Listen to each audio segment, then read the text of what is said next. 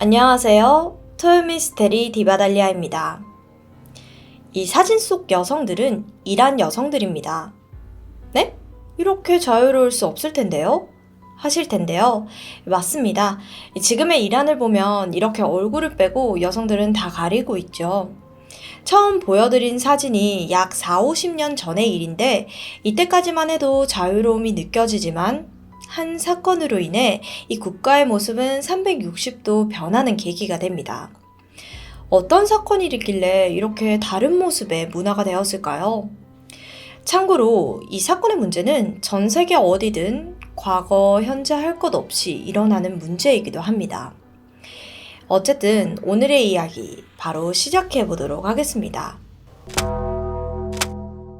1978년 8월 19일 이란의 수도 테헤란에 위치한 영화관 시네마렉스. 이날 이곳에는 600명에 가까운 관객들이 모였습니다. 바로 사슴들이라는 영화를 보기 위해서였는데요. 특이한 건 이 당시 사회 분위기가 정치 문제로 매우 삭막한 분위기였거든요. 때문에 사람들은 외출도 자제하고 서로를 믿지 못했고 늘 주의를 경계했습니다. 그래서 이날 이렇게나 많은 사람들이 영화관을 찾았다는 건 정말 특별한 상황이었죠. 곧 수백 명의 사람들은 상영관 안에 도착을 했고 아이들, 어른들 할 것 없이 모두가 설렘을 감추지 못했습니다. 이어서 영화가 상영이 되었는데 시간이 어느 정도 지났을까요? 저녁 8시 21분. 극장 안에 있던 사람들은 뭔가 이상한 낌새를 느꼈습니다. 어디선가 탄내가 나기 시작하는 거예요. 이게 무슨 냄새야? 사람들이 상황을 인지하기도 전 상영관 내부는 삽시간에 연기로 가득 찼습니다. 그제야 관객들은 문을 열고 대피를 하려고 했는데 이미 때는 늦어버렸어요. 방화범들이 불을 지르기 전 미리 상영관 문에 빗장을 걸고 내빼버린 겁니다. 그들은 건물 바닥에 휘발유를 몇 통씩이나 쏘아부었고 망설임조차 없이 성냥에 불을 붙여요. 그리고 자신들은 흔적조차 남기지 않은 채 도망쳐버렸습니다. 영화관 건물 전체가 불길에 뒤덮이는 데는 긴 시간이 걸리지 않았어요. 건물 바깥에서 이 광경을 목격한 사람들은 말 그대로 막 충격에 휩싸였고 곧장 경찰서와 소방서에 신고 전화를 걸었지만 경찰은 전화를 받지 않는 겁니다. 이로 인해 경찰서에는 신고조차 접수되지 않았고요. 겨우 도착한 세 대의 소방차에는 무슨 이유에서인지 물이 전혀 없었습니다. 그 후에 또 다른 소방차가 몇 대 더 도착을 했고 화마가 어찌나 거셌는지 소방관들이 불길을 잡는 데만 6시간이나 걸렸죠.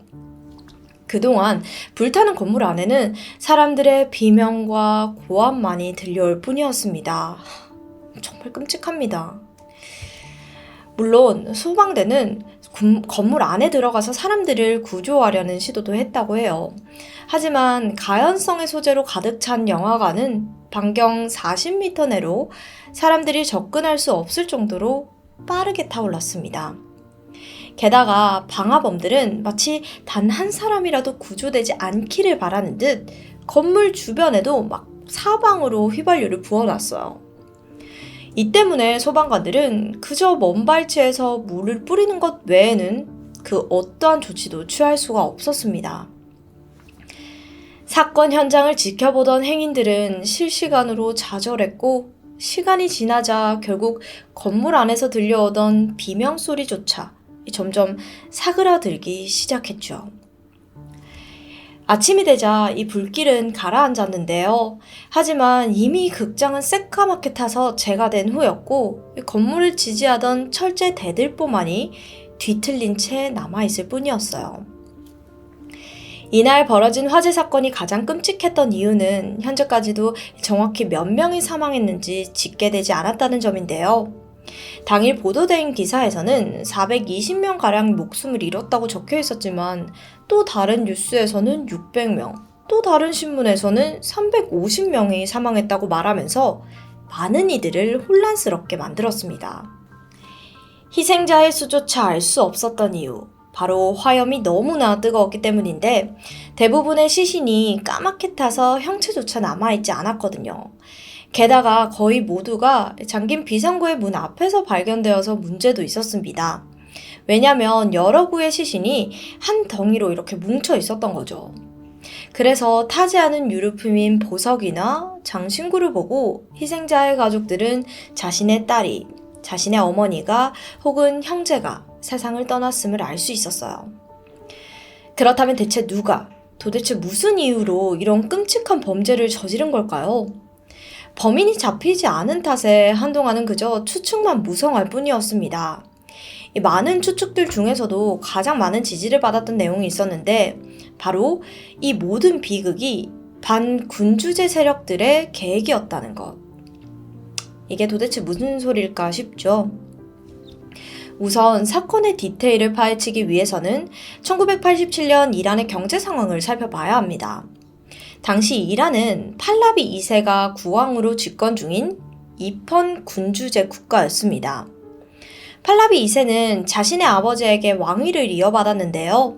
즉위 이후부터 이 전의 왕이자 자신의 아버지인 레자샤 팔라비와 비슷한 정책을 펼칩니다.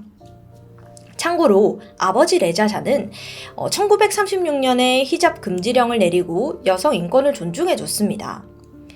이 사진 유명하죠? 테헤란 대학교 학생들 사진인데요. 이렇게 미니 스커트도 자유롭게 입을 수 있도록 했어요.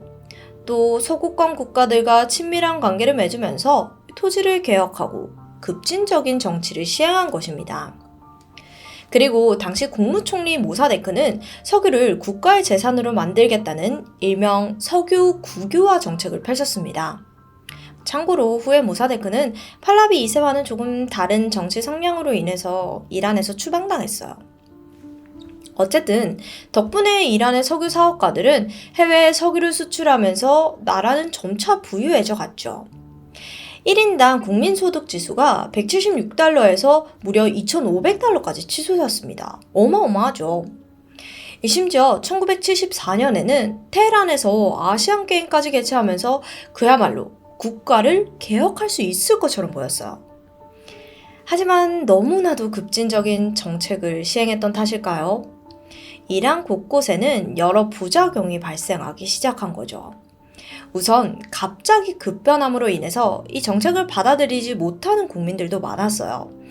그럼 정부가 좀 천천히 받아들이게끔 해결을 했어야 하는데 잘못된 방향으로 국민들을 잡기 시작한 겁니다. 바로 샤바크라는 비밀 경찰을 만들어서 이 정책을 받아들이지 못하는 국민들을 가두고 감금하고 때리고 억압을 했습니다. 또 경제가 급변하는 만큼 물가도 상승을 하잖아요. 그래서 이란은 석유 수출 가격을 올리려고 했어요. 하지만 미국이나 영국은 석유 가격을 올린다는 말에 반대하면서 이 협의가 안 되고 있었습니다. 답답한 상황에서 팔라비 왕이 조금이라도 정신을 차리고 문제를 해결할 방법을 찾았으면 좋았겠지만 그러지 못했어요. 석유로 벌어들인 수익을 골고루 분배하지도 못했고요.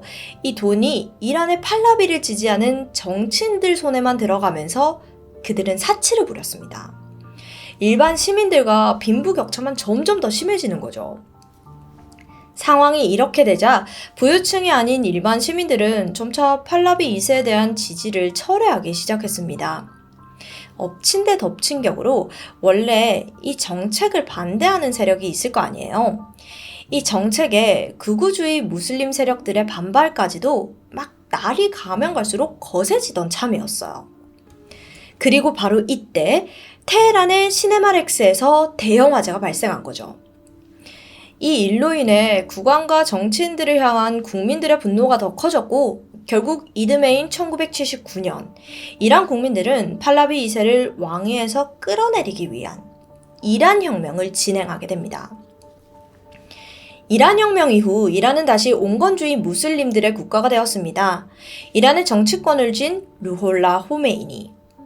종교의 이유로 국민들이 영화, 음악 등 대중문화를 즐기는 것을 금기시켰고 당연히 미니스커트에 선글라스를 착용하고 다니던 여성들은 부르카를 뒤집어 쓴 채 외출을 해야만 했죠.